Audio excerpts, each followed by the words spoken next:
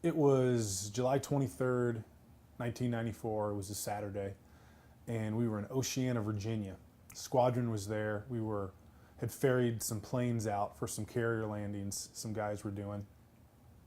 And it was that Friday night, I remember, no one thought we were going to get out of there Saturday because there was a storm in and the airport was shut down, and guys were staying up late and going out because no one thought we were going to have to get up and fly. So if I remember right, me and my roommate out there in Oceana, we had been out that night, had a few drinks, been to a restaurant. We got in about 1 or 2 in the morning, thinking we'd be able to sleep in and we'd probably fly out on Sunday.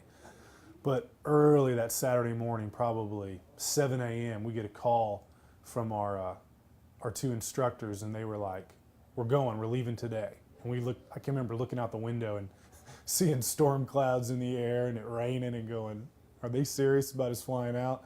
But, we got ready. That's what they told us to do. So we got everything ready, went down to the airfield, and basically what had happened is, pretty much the squadron was shut down, but the guy I was flying with, he wanted to get out of there. He'd been gone too long. He wanted to get back to our base.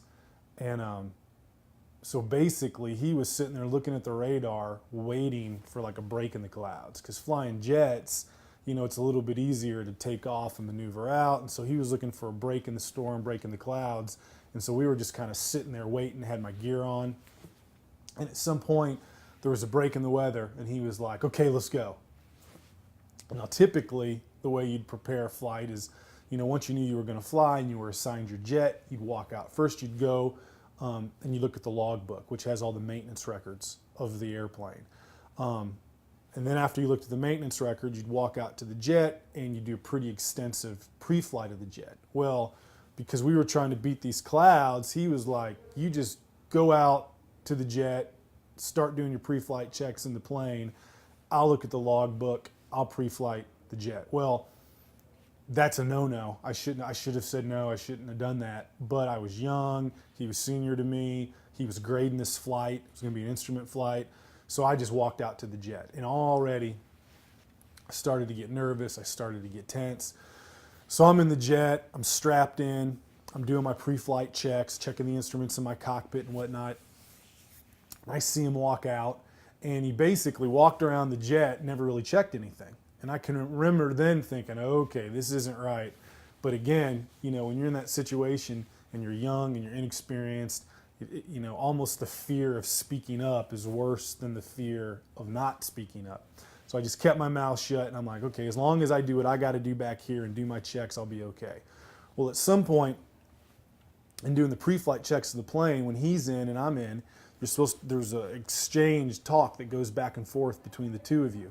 And as we were doing that, my comm went out. So I'm in the middle of talking to him, and all of a sudden, the comm in my ears just, boom, it goes, and you can't hear anything.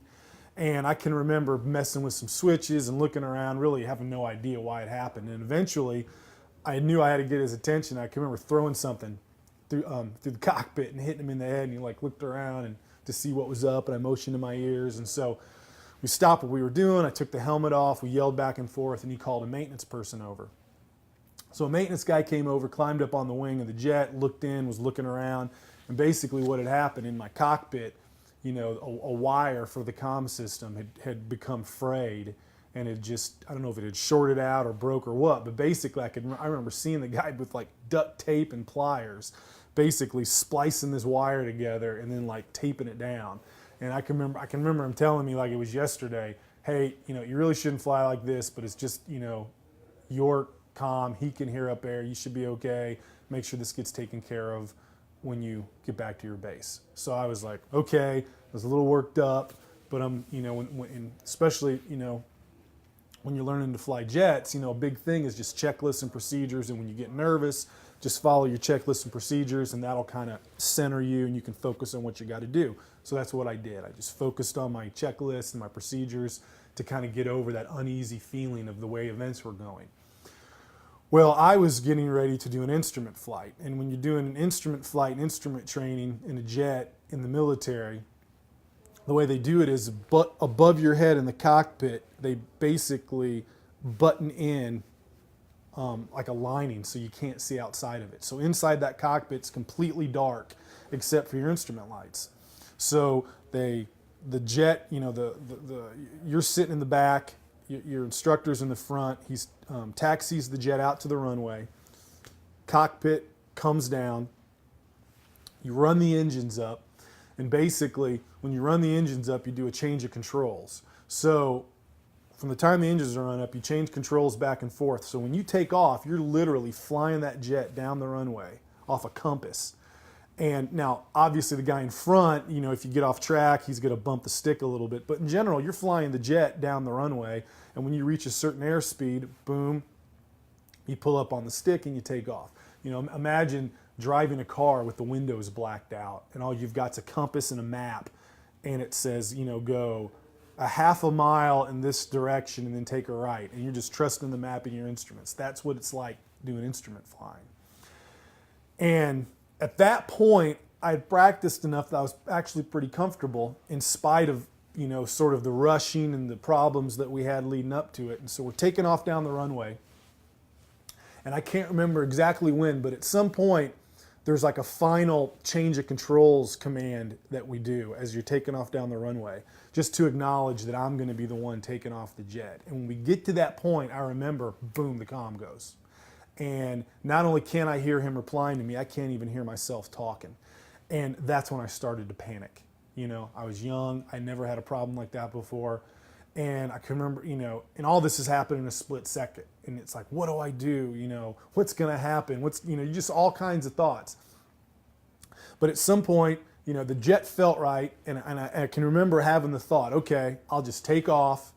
Either he's okay and he's going to make sure we don't get messed up, or if something's wrong with him, I can just take off. Once I get some altitude, declare an emergency, put the plane in an orbit, pull the bag down, everything will be okay.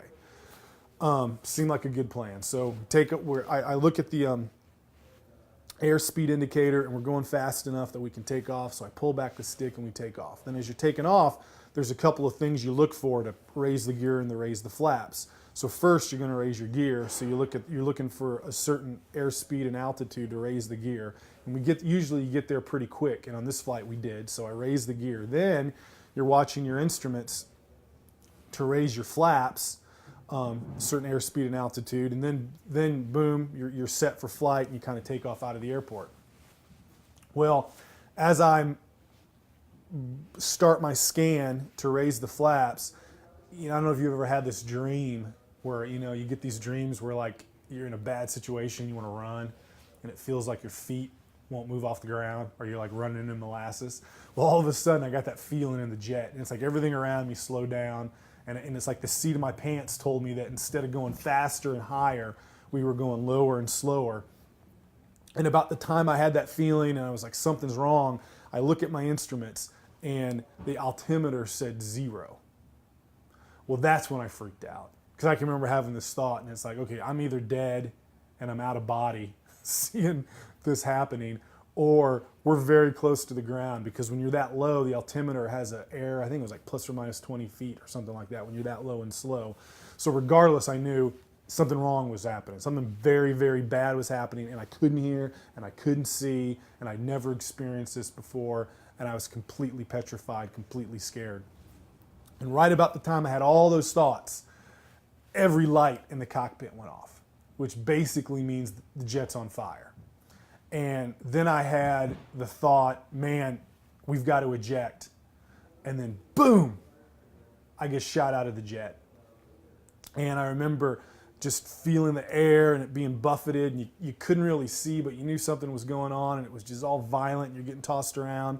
And I felt something catch me. And as I felt something catch me, I saw a lieutenant go flying by the right of me.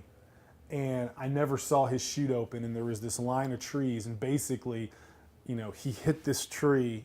It was probably this big around, and it just broke in half like a splinter. And the next thing I knew, I had woken up in an ambulance, and my flight suit was cut off of me, and I was immobilized in a bodyboard, and my boots were cut off.